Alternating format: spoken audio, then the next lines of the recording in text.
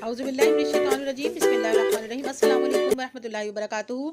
पालक यानी हम साग बनाने वाले हैं। आज सर्दियों का मौसम है। साग है 1 किलो और आधा किलो पालक है, 1 पाव बातू है।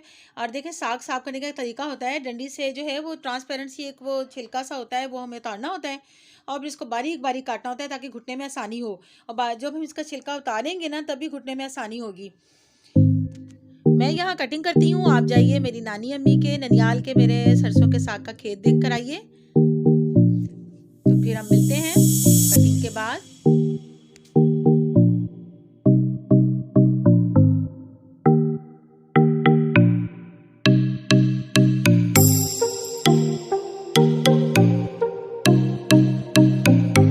अस्सलाम वालेकुम दोबारा। तो दुरूद शरीफ का इत्माम ज़रूर कर लीजिएगा। ये देखिए कुछ कटिंग मैंने कर ली है, पालक साग, सरसों का साग और बाथू। और मेरी नानी अम्मी का खेत आपको कैसा लगा, सरसों का खेत? अल्लाह ताला उनको उनकी जो है आगे की ज़िंदगी आसान करे, उनकी आखिरत और बेहतर करे, उनकी कब्र को कुशादा करे, नूर से भरे।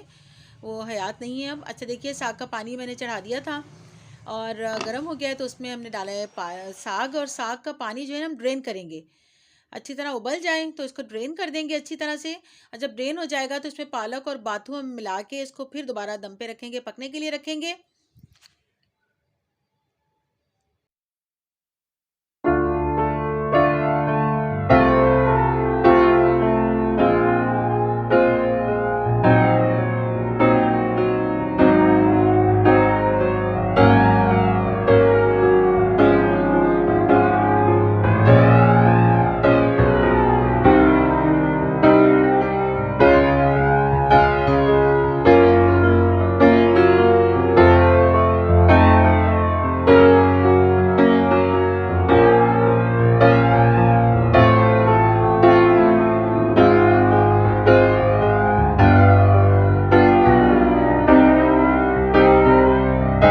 इसमें हमने लहसुन अदरक का चॉप किए हुए और हरी मिर्चें बहुत सारी डाली हुई, 8 से 10 अदद हमने हरी मिर्चें डाली है बारीक बारीक काट।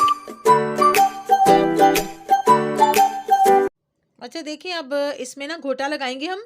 और घोटा लगाने के लिए ना हम मदद लेंगे बाजरे के आटे की। ये तकरीबन एक छोटी प्याली हमने ली है, एक मुट्ठी भर जो है जो वो बाजरे का आटा लिया है। और उसको 3 बार करके डालेंगे, थोड़ा थोड़ा करके, और घोटते जाएंगे। और इसको घोटने के लिए ना ये समझ लें कि बाइंडिंग का काम देगा, बिल्कुल घुटाई से बहुत आसान हो जाएगी और बहुत ज़बरदस्त इसकी घुटाई होगी।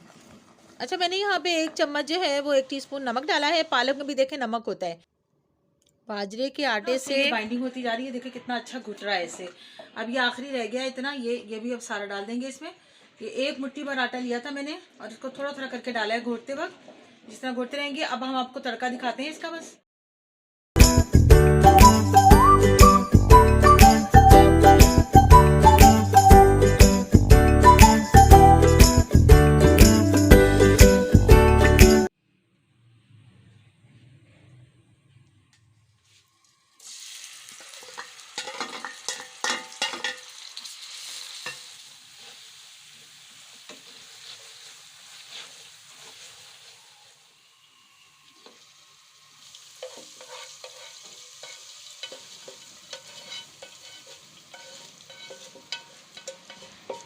अच्छा ये तड़का जो है ये हरी प्याज, हरी मिर्ची और अदरक का भी हम लगा सकते हैं। अभी हमने जो है वो यानी अदरक और हरी मिर्चों का जो है वो हमने तड़का लगाया है। साग के साथ मकई के आटे की रोटी बहुत ही जचती है, बहुत ही मज़े की लगती है। देखिए यहाँ पे 1 कप हमने मकई का आटा लिया है और 1/4 टीस्पून नमक डालेंगे इसमें और फिर इसको जो है पानी से गूंद लेंगे। अच्छा नमक आप आटे के साथ भी डाल सकते हो, और इस तरह आटा थोड़ा सा गूंद के मैंने तो नमक डाल के हल्का सा पानी का छींटा मारा है और फिर इसको मिक्स किया, उसमें इसको मिला दिया है। तो बस इसको थोड़ा सा फिर इस तरह बाइंड करेंगे, गूंदेंगे थोड़ा सा, और इसको फिर हम थोड़ी देर के लिए रख देंगे। अच्छा मैंने इसके लिए ना सीलिंग रैप लिया है। सीलिंग रैप में मैं पेड़ा रखूँगी और पेड़ा रख के जो है ना ऊपर से भी सीलिंग रैप डाल दूँगी और फिर उसकी मदद से ना ये चिपकेगा नहीं। और फिर मैंने ना इसको प्लेट की मदद से गोलाई में इसको कट कर लिया था, क्योंकि ये ज़रा इस तरह का होता है तो और थोड़ी मोटी मोटी रोटी बनती है ये इसकी। उसको ज़रा संभालना बड़ा मुश्किल होता है, तो इस तरह से बेल के और इसको आप जो है वो मक्खन डालिए या देसी घी डालें और इसको जो है पराठे की तरह इसको बना लें।